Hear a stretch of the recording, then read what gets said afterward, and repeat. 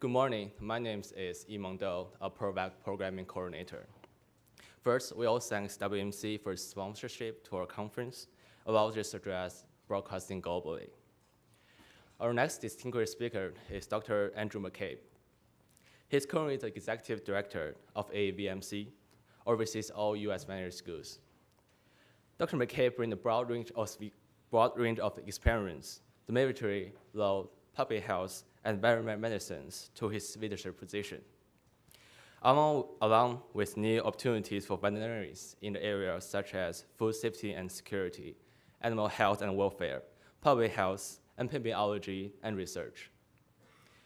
Dr. Maccabe received his Bachelor of Science and Doctor of Veterinary Medicine degree from Ohio State University, and began his professional career in Jefferson, Ohio.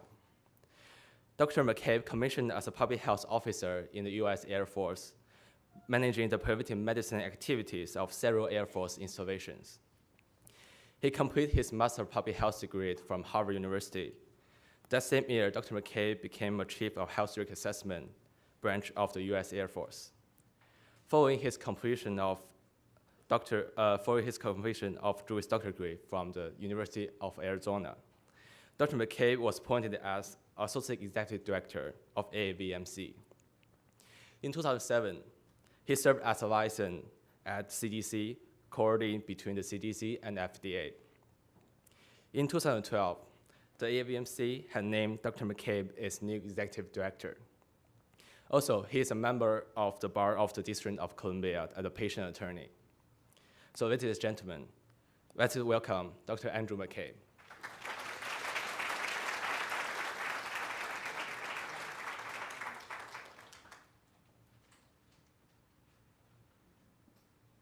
Thank you for that introduction, and welcome to all of you and thank you for joining us today.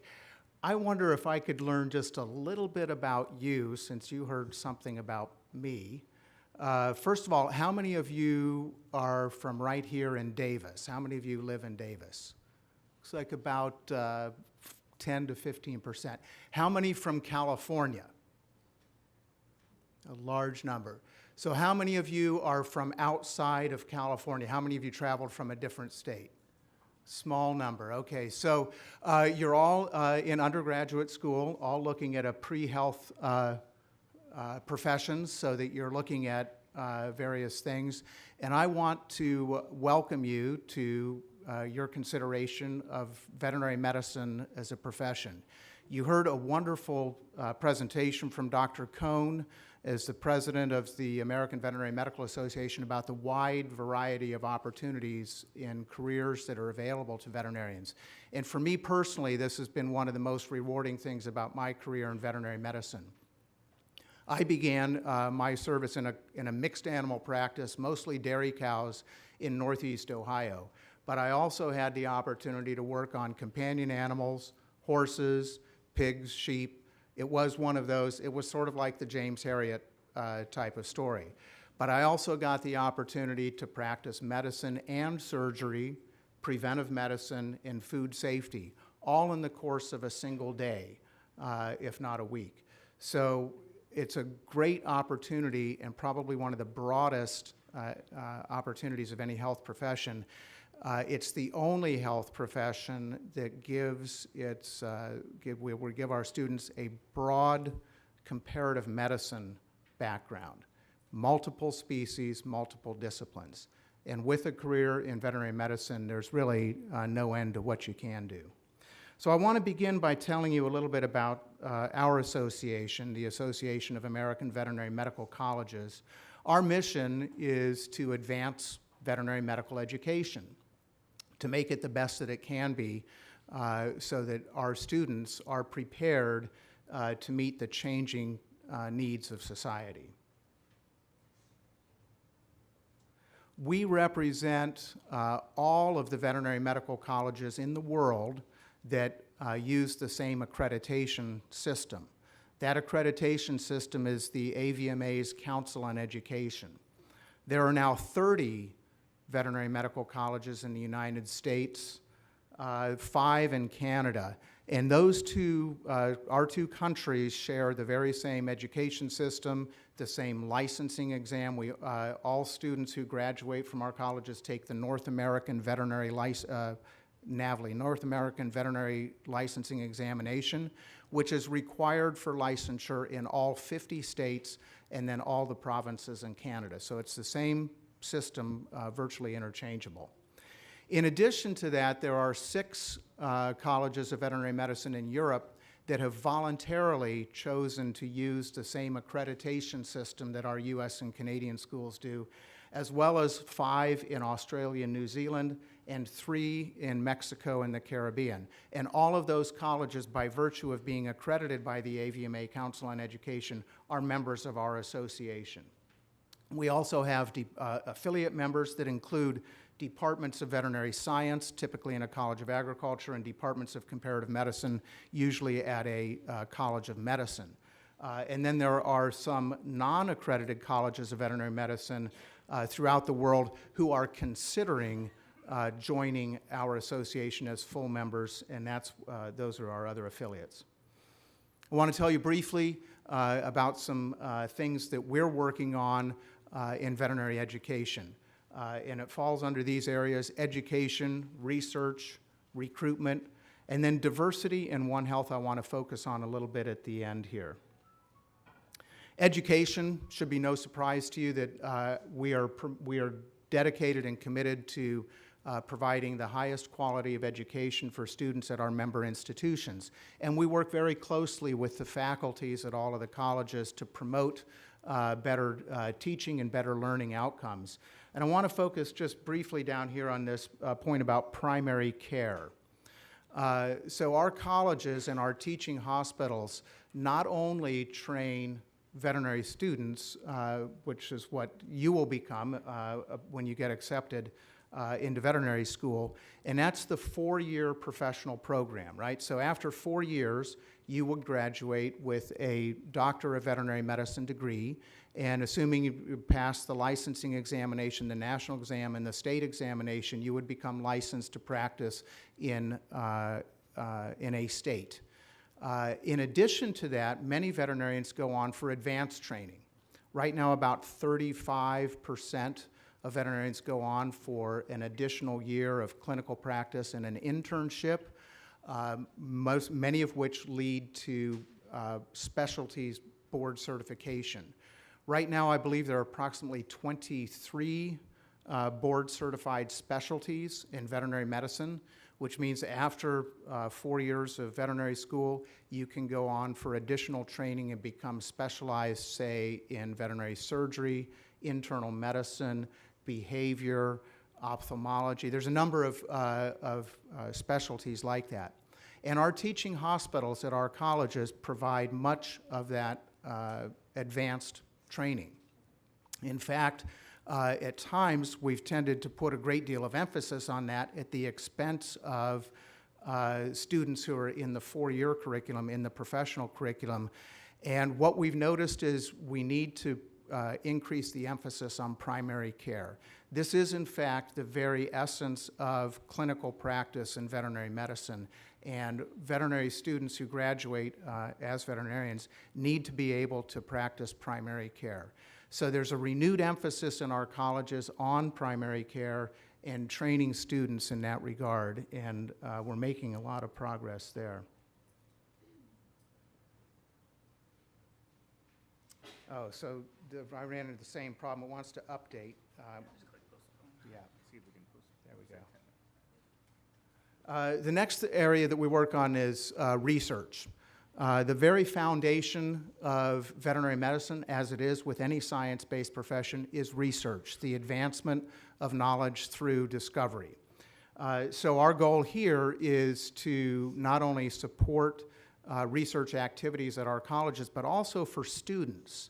We'd like to see every veterinary student have an opportunity to engage in a research project while they're in school. And one big program that we partner with several other people on is the Marial NIH, that's National Institutes of Health Veterinary Scholars Symposium, where veterinary students get an opportunity to work on a research project over the summer and then present their findings at a large national symposium. But again, the issue here is that research is the very foundation of our profession, and we need to promote that. Recruitment. This is where you guys are right now. If you're considering a career in veterinary medicine, going to veterinary school, then you will be recruited by one of our 30 schools in the U.S. And we are looking for the best and brightest students to join us in this career, but we're also looking to advance and promote diversity, and I'll have some more to say about that in the future. Our association operates the Centralized Application Service for Veterinary School, VMCAS. And I have some information from our VMCAS service that will give you an idea of what our typical applicant looks like. On average, students have about 4.3 years of preparation, that should say post-secondary pre-professional education. So after high school, about 4.3 years. A little over 82% have a bachelor's degree, but not everybody does. About 10% don't, and many of those will actually complete a bachelor's degree while in veterinary school. That is, the first year classes can transfer and complete that degree. Once accepted into veterinary school, our attrition rate is quite low. It's less than 1%. Net attrition rate, which means a very few number of students periodically need to take a year off, either due to a family or personal emergency or for things like that, but most of them will return after taking a year off. But again, that number is still quite low. Here's the first year student pre-veterinary grade point average, holding steady. Dr. Owen in his introductory remarks talked about his grade point average, and what I heard him say was that he was aiming for number 1. Was that right? Is Sean back there? I think he said he had a 1.9 his first year.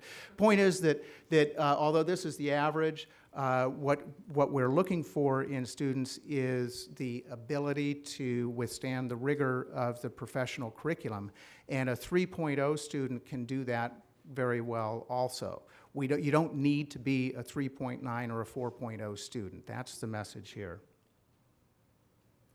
This slide shows the total number of applications and individual applicants. So on the bottom line, the dark blue line, for about the last 5 years, shows the number of students who apply for veterinary school through our system.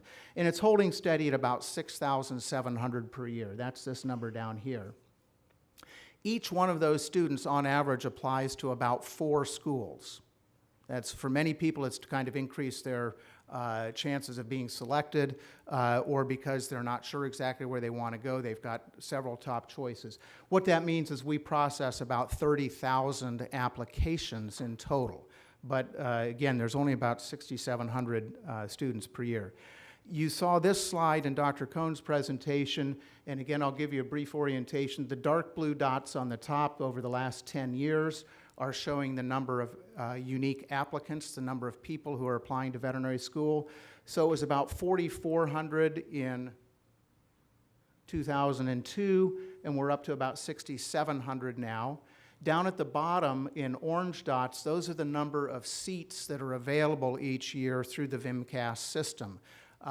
This year, Tufts and Tuskegee will join us, so we have about 98% of all the seats in the United States go through our system. There's only one school that doesn't use it, and they're going to pretty soon. So we have about, for the last year, when we had 6,700 applicants, there were about 3,200 seats available, which means about 2.1 applicants per seat. It's varied a little bit over time, but you'll notice it has not changed very dramatically. So again, it's still a pretty favorable rate of acceptance. About 50% or so of students who apply are likely to get accepted. And in that, we're about the same as the medical schools. Their acceptance rate is about 52%. So they're right around the same numbers. Dr. Cohn also mentioned the One Health aspect, and to me, I share the same view that he does, that this represents the greatest opportunity for growth in veterinary medicine, and the most important thing that we can do as a profession to serve society, and that is to apply our knowledge in comparative medicine, animal health, and food safety to problems that are affecting human health and environmental health. So the idea is to apply our science more broadly than just to directly to animal health. That's very important. It is and will always remain the foundation of this profession, but we need to do more. This graphic kind of shows and demonstrates the intersection between human health, animal health, and environmental health.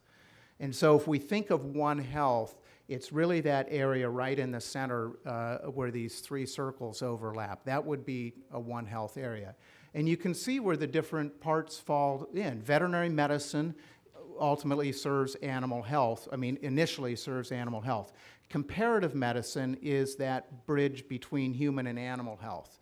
So this is where you'd work in laboratory animal medicine, perhaps, comparative oncology, studying the mechanism of cancer and treatment of cancer in naturally occurring, spontaneously occurring animal diseases, and based on that research, learning more about how to treat cancer in humans. That's the field of comparative medicine. Earth sciences and ecology works in the environmental health area. So I think what you can see here is the idea of how do we merge our understanding of veterinary medicine and put it into this intersection between human and environmental health.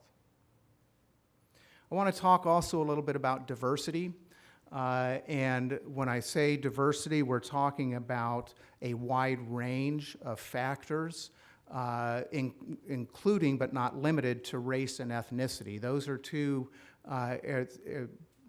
aspects of diversity that we collect a lot of information on. Also gender, but it also applies to socioeconomic status, geographic origin, a number of sex and sexual orientation, a number of issues that all impact diversity.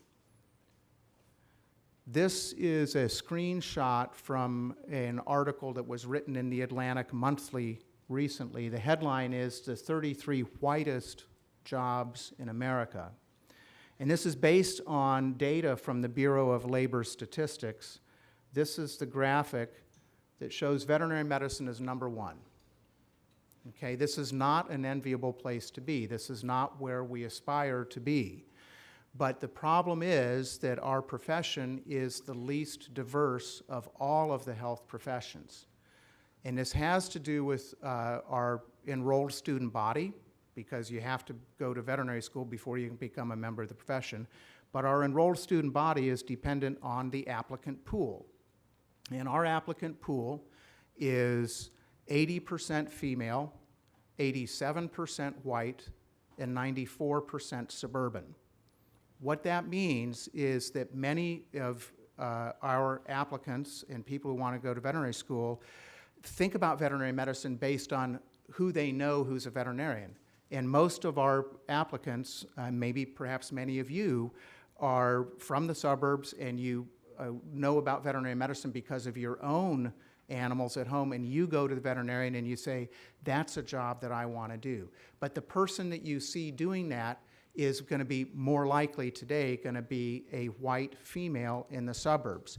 How do we get people from living in the city or living in urban areas or living in rural areas to consider careers in veterinary medicine? How do we get those people in? How do we get people, more young men interested in veterinary medicine? How do we get people from different races and ethnicities interested in veterinary medicine? Sorry, it's trying to update again. So, and I I've lost my. We're going to postpone it for forever. Sorry. So here's some graphs. This is our gender shift in veterinary medicine. Any of you studying biology lately? Does that look like a chromosome or what? So we start over here with men back in the, well, some time ago, being predominant, and now we're at about 80% women and 20% men. I went to veterinary school right where those lines crossed. I graduated from veterinary school in 1985, and that was right about, my class was about 50% women. This next slide shows our total enrollment. And remember I said we have about 3,000 students per year, so over a 4-year curriculum, we have about 12,000 students enrolled in our colleges in the United States, 11,000 up here. So that's the orange bar in the back. The blue bar is the number of women. About 9,000 of those 11,000 students are women. The gray bar down at the bottom, this is the number of underrepresented students in veterinary medicine based on race and ethnicity. And it's about 13% at 1,500 nationwide. This slide shows the number of URVM students by school. Leading the pack is Tuskegee University, Dr. Cohn's alma mater, at 76% URVM. And then UC Davis is number 3 there at about 30%. So UC Davis has a long and proud history of promoting diversity in veterinary medical education and leads many of our institutions. The other school that's right up above there is the Western University of Health Sciences in Pomona, California, one of our more recent veterinary schools, but they're doing a great deal also to promote diversity. So why is that important? Why do we care? Should we just let all comers come in and let people decide? Does it matter? Should we even worry about it?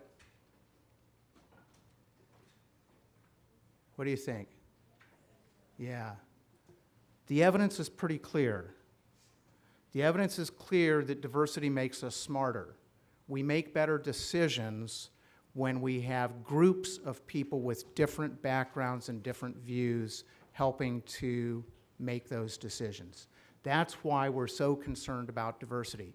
It's not that there's anything wrong with young white women coming to veterinary medicine. We welcome them. That's fine. It's just that we also want more people from different backgrounds to help expand the decision-making and improve the decision-making process. So at AAVMC, we've been trying to do a number of things. I'll go through these pretty briefly, but we do have a full-time director of diversity, and we've had a Diversity Matters program for several years. There is a Center for Diversity and Inclusion in Veterinary Medicine at Purdue University, and they're dedicated to doing some of the research that will help us find out how do we recruit people from different backgrounds and how do we communicate the value of veterinary medicine. Dr. Lisa Greenhill is on our staff at AAVMC. She's the Director of Diversity, and I apologize for the blurry look, but this is a book that was recently published on diversity and inclusion in veterinary medicine.